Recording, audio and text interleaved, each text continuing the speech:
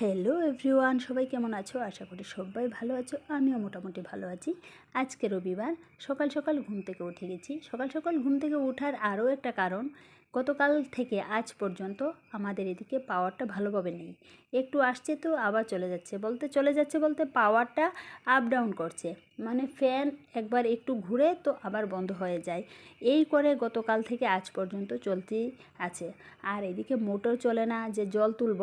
আর এখন পর্যন্ত জলের ট্যাঙ্কিতে জল আছে পর্যাপ্ত পরিমাণে।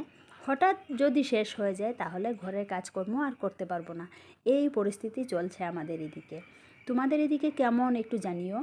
আর যে যেখান থেকেই দেখছো তোমাদের এদিকের পরিস্থিতি, পরিবেশ বা গরম কীরকম পড়ছে, আশা করি সবার দিকেই এবার একটু গরম বেশিই থাকবে। কারণ যেইভাবে আমার শ্বশুরমশাই মানে সূর্য ঠাকুর প্রকট হয়েছে কি বলবো, এতটা তাপ উনি দেয় আমরা আর সহ্য করতে পারছি না।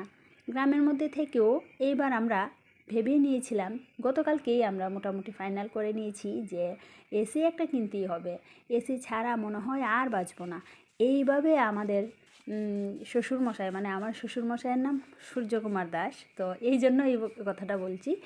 শ্বশুরমশাই যেভাবে রেগে আগুন হয়ে যায়, এইটা সহ্য করতে পারছি না আর।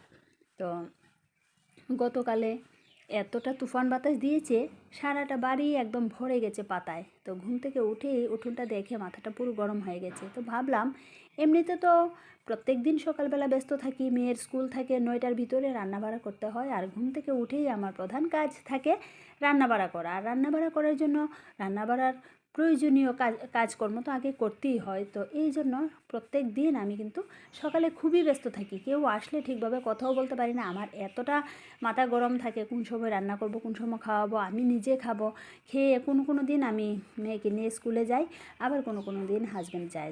যেদিন হাজব্যান্ড যায় ওই দিন কিন্তু আমার একটু কম তাড়া থাকে, কারণ নিজেকে রেডি করতে হয় না, শুধুমাত্র মেয়ে রেডি হয়, নিজে রেডি হয়ে যায়। তো এই জন্য সকালবেলা আমি এই ধরনের কাজ করতেই পারি না। এই যে উঠোন ঝাড় দেওয়া এইসব, তো প্রত্যেক মানে যখনই উঠোন ঝাড় দেওয়া হয় আমাদের বাড়ির কেউ না কেউ ঝাড় দিয়ে দেয়। তো আজকে ভাবলাম হাতে যেহেতু একটু সময় আছে, সামনের একটু জায়গা ঝাড় দিয়ে দিই। পুরোটা উঠোন ঝাড় দেওয়া আমার পক্ষে সম্ভব না, এতটা বড়। তো ইচ্ছা করে ঠিকই, নিজের হাতে কাজ করলে কাজটা একদম পরিষ্কার পরিচ্ছন্ন হয়। আর বলতে হয় না যে এইদিকে করো ওইদিকে করো, অন্য কেউ করলে কিন্তু অনেক সময় বলতে হয়। আর যদিও আমাদের বাড়ির যারা আমার কাজ করে তাদেরকে বলতে হয় না, তারা জানে আমি কেমন ভালোবাসি। ওরা খুবই সুন্দর করে পরিষ্কার পরিচ্ছন্ন করে, আমার থেকে ভালো করে কাজ করে। এই জন্য ওদের প্রতি আমার কোনো অভিযোগ নেই। তো যাই হোক, আজকে যেহেতু কাজ করার একটু সুযোগ পেয়েছি, তো ভাবলাম সামনের জায়গাটা একটু পরিষ্কার করে নিই, না হলে দেখতে একদমই বাজে লাগছে। তো এদিকে আমার উঠোন ঝাড় দেওয়া শেষ হয়ে গেছে। আর সব কিছু তো আমরা ক্যামেরা